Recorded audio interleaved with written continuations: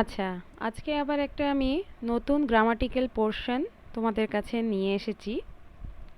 সেটা হচ্ছে tense. Tense এমন একটা ইংরেজিতে গুরুত্বপূর্ণ একটা বিষয়, যেটা না হলে কিন্তু আমাদের ইংরেজিতে আমরা একটা লাইনও লিখতে পারবো না।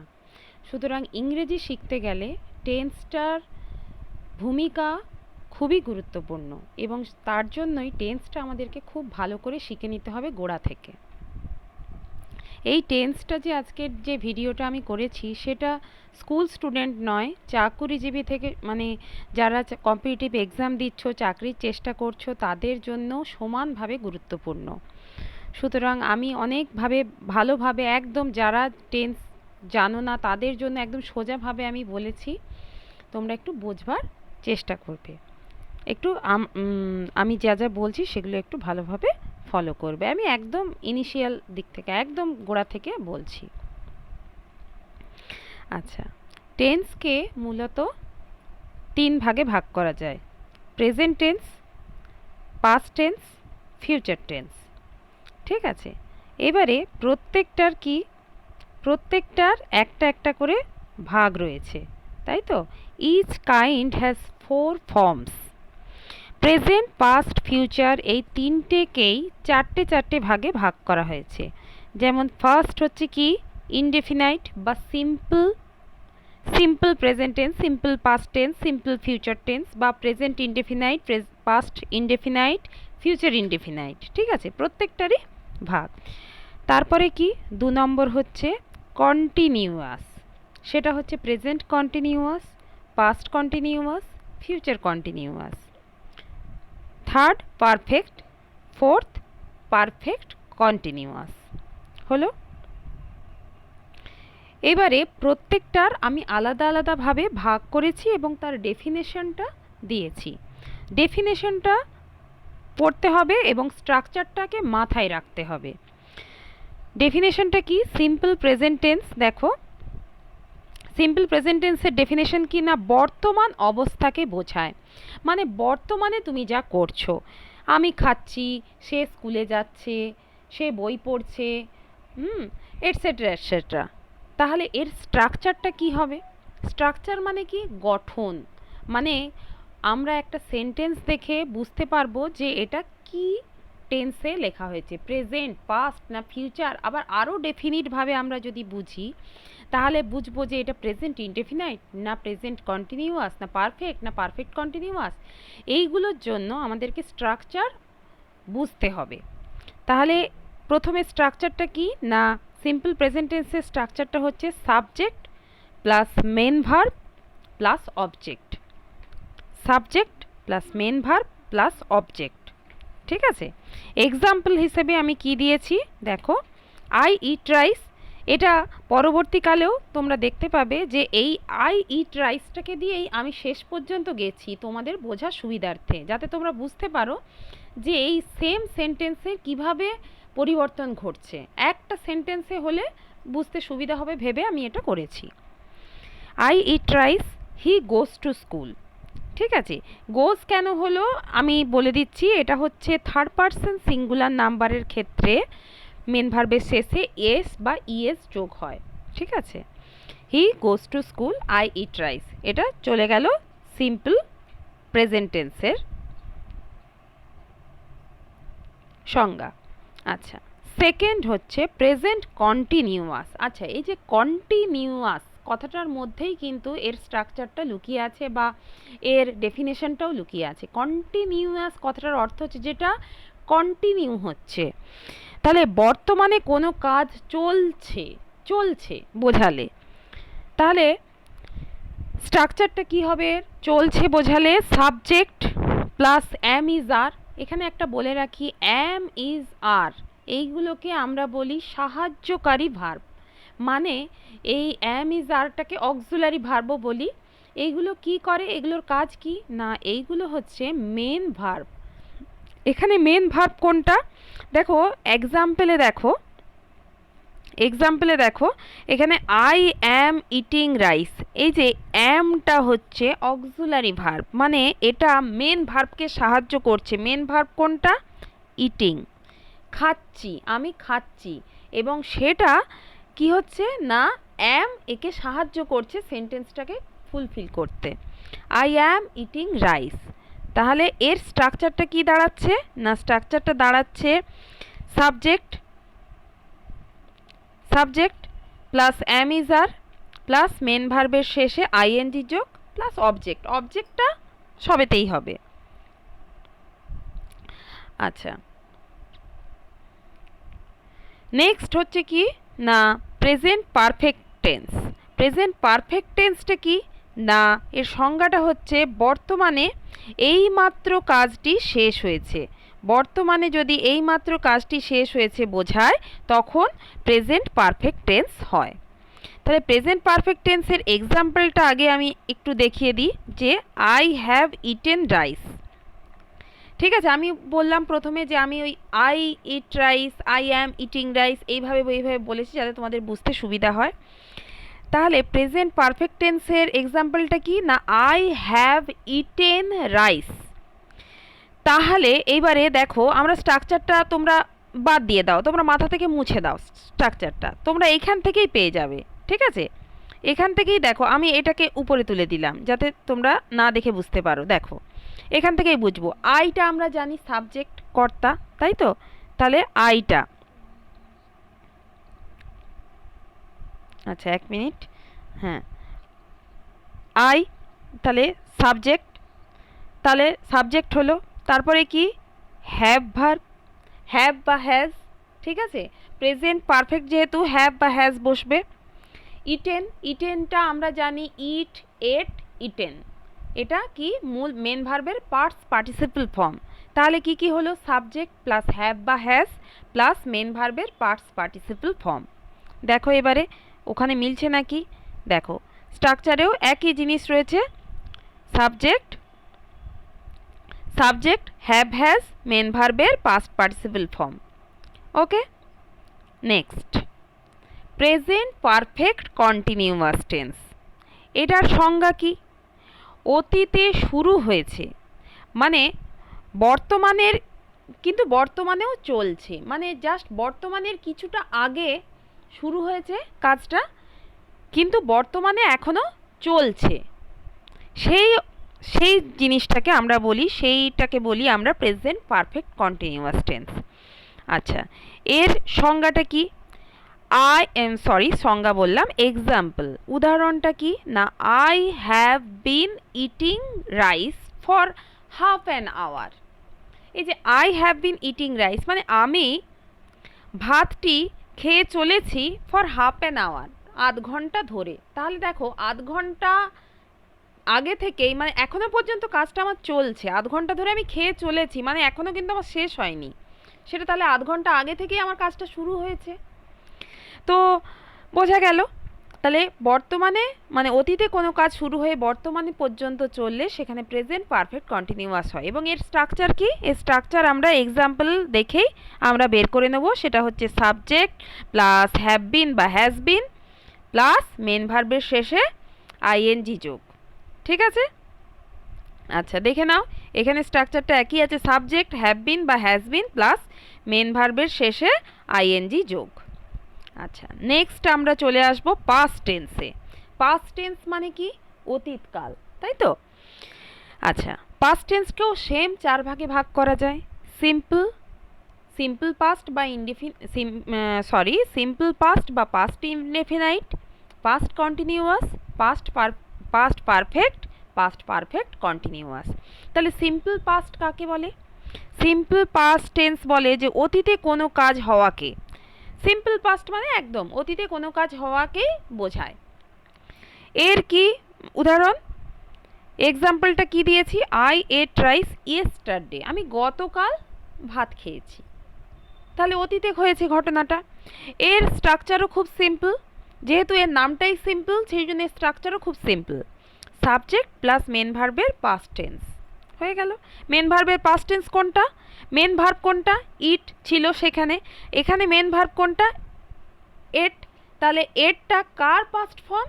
ইটের পাস্ট ফর্ম, সেই জন্য আমাদের স্ট্রাকচারের সাথে মিলে গেল সাবজেক্ট প্লাস মেন ভার্বের পাস্ট ফর্ম হয়ে গেল। নেক্সট পাস্ট কন্টিনিউয়াস, অতীতে কোনো কাজ চলছিল, ওই যে আমি প্রেজেন্টের সময় বলেছিলাম কন্টিনিউ চলবে, তাহলে ওটা প্রেজেন্টে কন্টিনিউ চলছিল, এটা অতীতে চলেছিল কন্টিনিউ।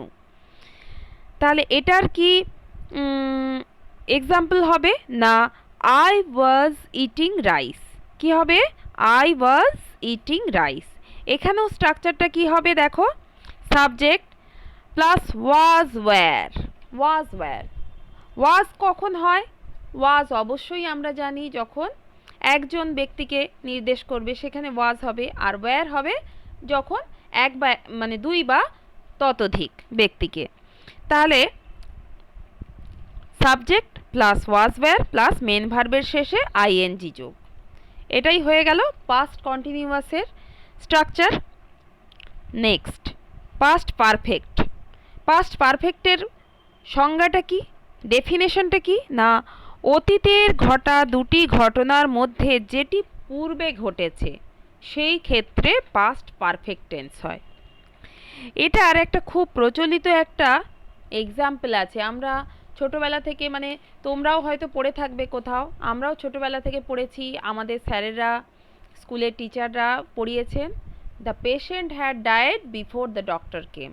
এটা একদম খুব প্রচলিত, এটা একদম ছোটোবেলা থেকে শুনেছি আমরা। যাই হোক, দ্য পেশেন্ট হ্যাড, আচ্ছা ওটা ওটা বাদ দিচ্ছি, আমার এখানে যেটা আছে সেটা তোমাদের বুঝতে সুবিধা হবে। দেখো স্ট্রাকচারটা কি আছে না, সাবজেক্ট হ্যাড ভার্ব, আচ্ছা আমি একটু পয়েন্ট আউট করে দিচ্ছি, subject plus had verb plus main ভার্বের পাস্ট পার্টিসিপল ফর্ম, মেন ভার্বের পাস্ট পার্টিসিপল ফর্ম হলো। এর এক্সাম্পলটা কি, I had eaten rice before mother came, আমি মা আসিবার আগেই ভাতটা খেয়ে ফেলেছিলাম। ঠিক আছে, তাহলে আমি ভাতটা আগে খেয়ে ফেলেছিলাম, পরে মা এসেছিল, তাই তো, সেই এই যে মিলে যাচ্ছে, অতীতের যেই ঘটনাটি পূর্বে ঘটেছে সেই ক্ষেত্রে সেইটি আগে হবে, যেটি পরে ঘটেছে সেটি পরে হবে। I had eaten rice before mother came. Next past perfect continuous tense. Past perfect continuous tense কাকে বলে, অতীতের কোনো সময় বা তার আগে পর্যন্ত কোনো কাজ চলছিল বোঝাতে, অতীতের কোনো সময় বা তার আগে পর্যন্ত কোনো কাজ চলছিল বোঝাতে, বা আরও একটা কি হয় না, অতীতে চলছিল, পাস্টে চলছিল কিন্তু অসম্পূর্ণ রয়েছে এরকম কাজ। এটার কি এক্সাম্পল দিয়েছি আমি না, I had eating rice till noon, I had been eating rice till noon. এটার কি স্ট্রাকচার হবে না, সাবজেক্ট, এটার স্ট্রাকচার হবে সাবজেক্ট হ্যাড বিন, অবশ্যই যখন এটা পাস্ট টেন্স এটা হ্যাড বিনই হবে, এটা হ্যাভ বা হ্যাজ হবে না, যেহেতু প্রেজেন্টে হলে হ্যাভ হ্যাজ হবে, এখানে হ্যাড বিনই হবে, এবং মেন ভার্বের শেষে আইএনজি যোগ। পাস্ট পারফেক্ট কন্টিনিউয়াস টেন্সের স্ট্রাকচার আমাদের হয়ে গেল, এবং তার সাথে সাথে পাস্ট টেন্সটাও আমরা কমপ্লিট করে ফেললাম। সর্বশেষ লাস্ট কি এলো, ফিউচার টেন্স। ফিউচার টেন্স কি না, ভবিষ্যৎকাল। ভবিষ্যৎকালেও চারটে ভাগ, simple future, future continuous, future perfect continuous. প্রথম সিম্পল ফিউচার, ভবিষ্যৎ সম্পর্কে বোঝাতে, মানে ভবিষ্যতে ফিউচারে কিছু বোঝাতে আমরা সিম্পল ফিউচার টেন্স ব্যবহার করে থাকি। এর আমরা এক্সাম্পলটাই আগে পড়ব, I shall eat rice, I shall eat rice, আমি ভাত খাবো। এর স্ট্রাকচারটা কি, সাবজেক্ট শ্যাল বা উইল কি কি ক্ষেত্রে হয়, আই, যেমন আমরা একটা ছক পড়েছি, হ্যাঁ ক্লাস 5-এ 6-এ, তোমরা কেউ যদি না জানো এখন জেনে নাও একটু, দেখো কি হয়, আই শ্যাল হয়, I shall, we shall, you will, he will, they will. ঠিক আছে, এইগুলোর প্রেজেন্ট পাস্ট ফিউচার এরকম অনেকগুলি ভাগ আছে। আমি এটা আবার পরে একটা ভিডিও করে তোমাদেরকে আমি দেব। আচ্ছা, আপাতত জেনে রাখো যে আই এর পরে শ্যাল বসে, আই শ্যাল ইট রাইস। এটার একটা স্ট্রাকচার কি রয়েছে না, subject plus shall will, shall বা উইল, ওই যে বললাম আই উই এর ক্ষেত্রে শ্যাল বসে আর উইল বসে বাদ বাকিগুলোতে, যেমন ইউ ইউ মানে তুমি তোমরা, আর হি দে সে তাহারা। আর কি মেন ভার্ব, মেন ভার্বটা তো থাকবেই। মেন ভার্ব কি এখানে, এই যে ইট, ইটটা মেন ভার্ব।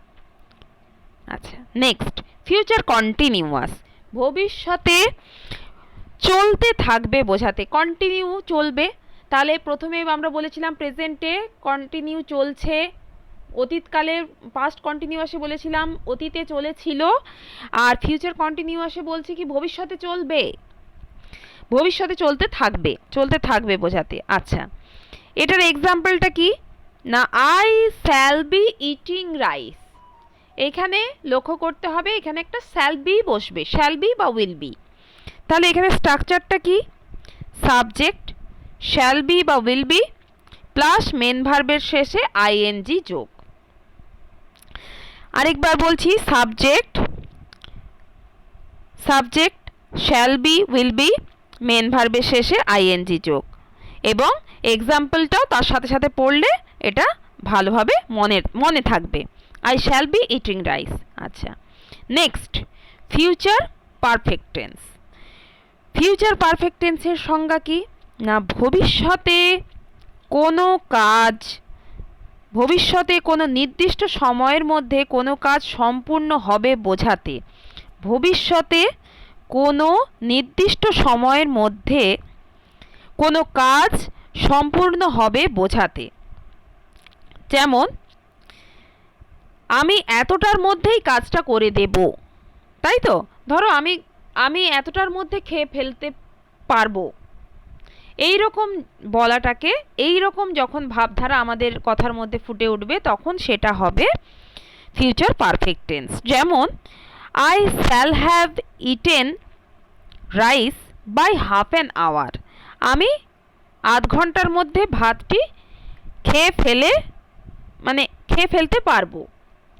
ঠিক আছে, তাহলে এর স্ট্রাকচারটা কি আমরা একবার দেখে নিই। Structure of future perfect tense, subject shall have বা উইল হ্যাভ, এখানেও একই জিনিস তোমাদেরকে মনে রাখতে হবে, শ্যাল হ্যাভ কোথায় হবে, উইল হ্যাভ কোথায় হবে, ওই সেই উইল আর শ্যাল যেখানে হবে সেই একই জায়গায় শ্যাল হবে উইল হবে, যেমন আই শ্যাল হ্যাভ হবে, উই শ্যাল হ্যাভ হবে, আর কি তারপরে কি হবে, you will have, you will have, he will have, they will have.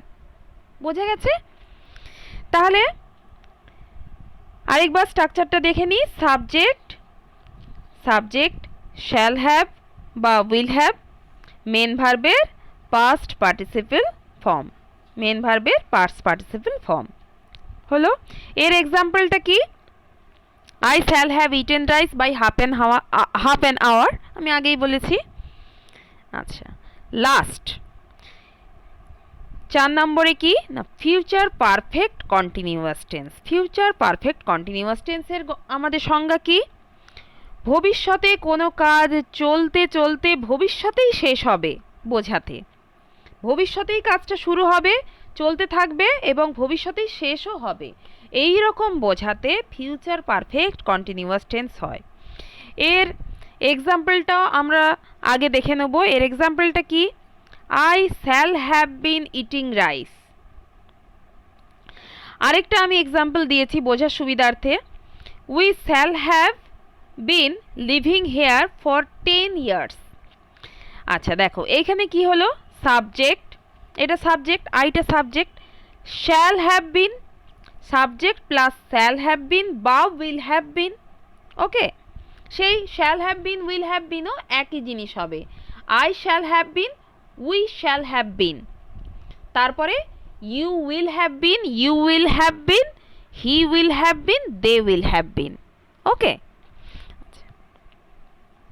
তাহলে এখানে কি হলো, subject plus shall have been বা will have been plus main ভার্বের শেষে আইএনজি যোগ। মেন ভার্ব কি না ইটিং, ইটিং এর শেষে আইএনজি যোগ প্লাস অবজেক্ট। ওকে, আচ্ছা। তারপরে স্ট্রাকচারটাও আরেকবার তোমাদেরকে দেখিয়ে বলে দিই। স্ট্রাকচারটা কি, এই যে আমি না দেখেই তোমাদেরকে এক্সাম্পলটা দেখেই বললাম, তোমাদেরকে আরেকবার দেখিয়ে দিচ্ছি। এটা দেখো, subject, shall have been, will have been, main ভার্বের শেষে আইএনজি যোগ। ওটা আমার আসেনি এখানটায়। মেন ভার্বের শেষে আইএনজিটা তোমরা বুঝতে পারছো, আইএনজি যোগ। হ্যাঁ, শ্যাল হ্যাভ বিন বা উইল হ্যাভ বিন, মেন ভার্বের শেষে আইএনজি যোগ। আচ্ছা, তাহলে আজকে টেন্সটা যেটা আমি ভিডিওটা করলাম, তোমরা সবাই প্রথম থেকে শেষ পর্যন্ত মন দিয়ে দেখবে এবং বোঝার চেষ্টা করবে। আর কিছু যদি বলার থাকে, কিছু যদি বুঝতে না পারো, আমাকে কমেন্ট করে জানিও, আমি উত্তর দেওয়ার চেষ্টা করব। আর ভিডিওটা দেখার জন্য ধন্যবাদ সবাইকে।